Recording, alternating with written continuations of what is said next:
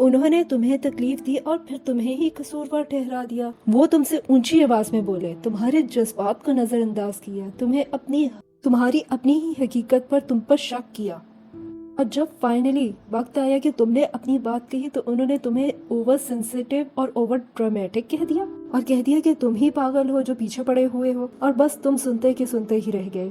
تم وہیں بیٹھے رہ گئے اور اپنی ذات کے بکھرے ہوئے ٹکڑوں کو سنبھالتے رہ گئے، اور پھر بھی تم انہی کو سمجھنے کی کوشش کرتے رہے، اور پھر اپنے آپ سے ہی بار بار پوچھنے لگے کہ آخر تم نے ایسا غلط کیا کیا ہے، جبکہ سچ یہ ہے کہ تم نے تو صرف محبت کی تھی۔ یہی ہے گیس لائٹنگ۔ وہ صرف تمہیں تکلیف نہیں دیتے بلکہ یہ یقین دلاتے ہیں کہ ساری غلطی تمہاری تھی، اور یہ تکلیف بھی تم نے خود ہی پیدا کی ہے، کہ جو کچھ بھی غلط ہو رہا ہے اس کی جڑ تم ہی ہو۔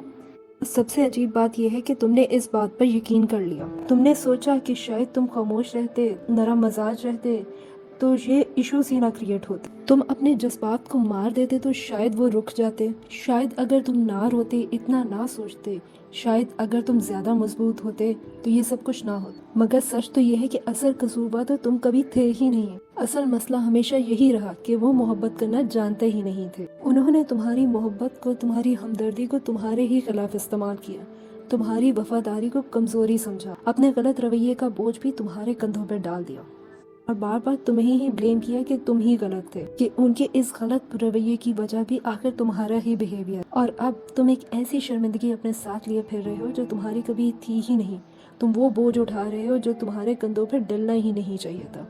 تم ان زخموں کی معافی مانگ رہے ہو جو تم نے کبھی دیے ہی نہیں۔ تم اس لیے سیلف ڈاؤٹ میں پڑے ہوئے ہو کیونکہ ان لوگوں نے تمہیں یہ احساس دلایا ہے جنہوں نے کبھی تمہاری قدر جانی ہی نہیں۔ لیکن یہ بات غور سے سن لو، یہ تمہاری غلطی نہیں تھی۔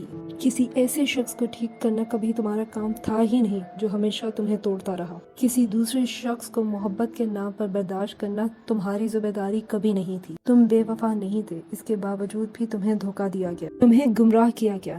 تم ڈرامے نہیں کرتے تھے، بس تم اندر سے دکھی تھے۔ تم اس محبت کے حقدار ہو جو زخموں کو بھرتی ہے، نہ کہ اس کو مزید بڑھاتی ہے۔ ایسے رشتے جو تمہارے دل کو سکون دے، نہ کہ الجھن۔ ایسا شخص جو تمہارے لیے ذمہ داری لے، نہ کہ الزاموں کے پیچھے چھپ جائے۔ اور اگر آج رات تمہیں پھر یہی سب کچھ یاد آئے کہ شاید واقعی سب میری ہی غلطی تھی، تو میں تمہیں یاد دلاتی ہوں، ایسا نہیں تھا۔ تم ان کے لیے وہ آئینہ تھے، اپنے ہی حقیقت کا سامنا نہیں کر سکتے تھے۔ جب ان کا تم سے دل بھر گیا تو انہوں نے تمہیں شیشے کی طرح توڑ دیا، اور پھر الزام بھی اسی شیشے پر ڈال دیا۔ تو بس پھر ایک گہری سانس لو، کیونکہ تم ٹوٹے نہیں ہو، تم جاگ رہے ہو، تم ٹھیک ہو، اور تم ان سب سے نکل سکتے ہو۔ اور یہاں ایزی لائف پر ہم صرف تمہیں یہ یاد دلانے کے لیے ہیں کہ زندگی آسان نہیں ہے، لیکن ہم سب مل کر اس کو آسان بنا سکتے ہیں۔ اور ان سب کے ساتھ یہ ویڈیو ضرور شیئر کرنا جو اس مشکل وقت سے گزر رہے ہیں۔